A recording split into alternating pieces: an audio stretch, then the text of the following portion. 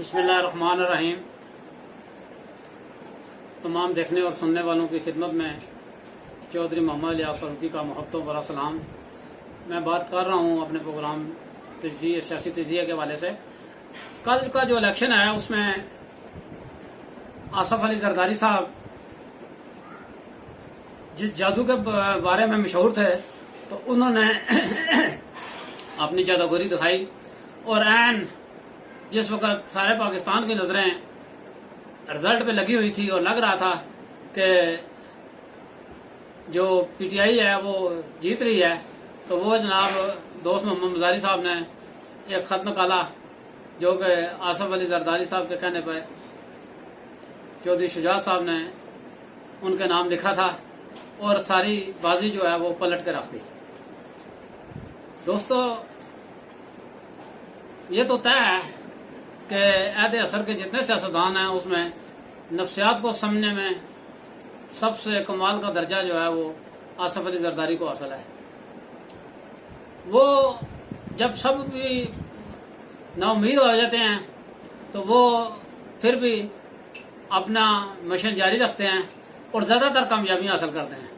और उनकी कामयाबियों का जो राज है, जो मेरी समझ में बात आई है, वो ये है कि जिस तरह कोई समझदार वकील जो है वो उस केस पे हाथ डालता है जिसमें कामयाबी यकीनी होती है, तो आसफ अली जरदारी साहब भी मेरे ख्याल में उसी केस पे तवानाई खर्च करते हैं जिस पे उनको अपनी कामयाबी नजर आती है। कल जैसे कि आप सब ने देखा और सुना होगा कि कुल ईमान जो था वो 370 वोट का था। उसमें पीटीआई ने 176 और कौम लीग के 10 वोट मिला के 186 और नून लीग ने जो है वो 179 179 वोट लिए। इसमें 5 वोट जो थे वो कास्ट नहीं हुए। वो मैं आपको बताना चाहता हूँ कि कौन से वो 5 वोट थे। एक तो था अपना चौधरी निसार साहब का कि वो ईवान से गैर हाजिर थे। एक जो है वो दोस्त मोहम्मद मजारी का वोट था कि वो सदारत कर रहे थे और पीटीआई की तरफ से वो जीते हुए हैं।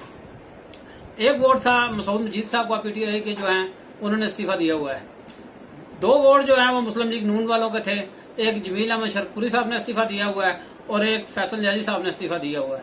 तो इस तरीके से ये जो है वो 5 वोट ये जो है वो कास्ट नहीं हो सके। अब ये मामला जो है, जैसा कि मैं पहले ही पेशगोई कर चुका था कि ये जो इलेक्शन है इसमें 3-4 आदमियों का बहुत अहम रोल होगा। एक तो मैंने कहा था कि आसफ अली जरदारी साहब, एक डिप्टी स्पीकर दोस्त मोहम्मद मजारी साहब, राणा सनाउल्लाह साहब और गवर्नर साहब।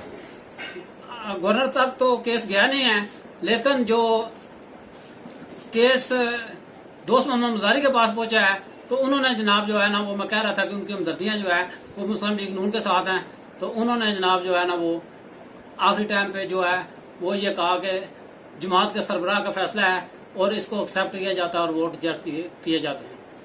लेकिन दूसरी तरफ से जो नुक्ता नजर है कि पार्लिमानी इजलास में जो फैसला हुआ था और पार्लिमानी लीडर ने जो हदायत दी थी वो परवेज अलाई के हक में थी। तो अब ये मामला जो है वो सुप्रीम कोर्ट में पहुंच गया है। जिस तरह का मैं पहले कह रहा था कि इसका आखिरी फैसला जो है वो कोर्ट कचहरी में होगा और ये जो है बात अब सुप्रीम कोर्ट में पहुंच चुकी है और इस वक्त उसकी सुनवाई जारी है। जनाब चीफ जस्टिस साहब ने 3 रुकनी बेंच तश्कील दे दी है। इस वक्त जो पाकिस्तान की सियासत है वो 2 चीजों के गिर्द घूम रही है। एक तो है उसमें IMF के साथ जो मुआहदा है, एक वो बड़ा अहम है पाकिस्तान की मौजूदा सूरत हाल में, और दूसरा जो है मामला है वो है आर्मी चीफ की तकर्री। तो अब जितनी जो सियासत है वो सब इसी के गिर्द घूम रही है। अब जब तक ये दोनों बातें किसी नतीजे तक नहीं पहुंचती उस वक्त तक कुछ भी कहना जो है वो कबल वक्त होगा। आज नजम सेठी साहब ने दावा किया है कि पाकिस्तान में तकरीबन 6 हफ्ते तक जो है वो नए इलेक्शन हो सकते हैं का ऐलान, 6 हफ्ते तक नए इलेक्शन का ऐलान हो सकता है। तो ये बड़ी बात है क्योंकि जो नजम सेठी साहब हैं उनका जो झुकाव है वो इलेक्शन जल्दी कराने वालों के साथ नहीं है, बल्कि उनका झुकाव जो है वो मौजूदा हुकूमत की तरफ ज्यादा है। लेकिन उनका ये जो एक पेशगोई है ये مجھے لگ رہا ہے کہ اس میں کافی سارا وزن ہے.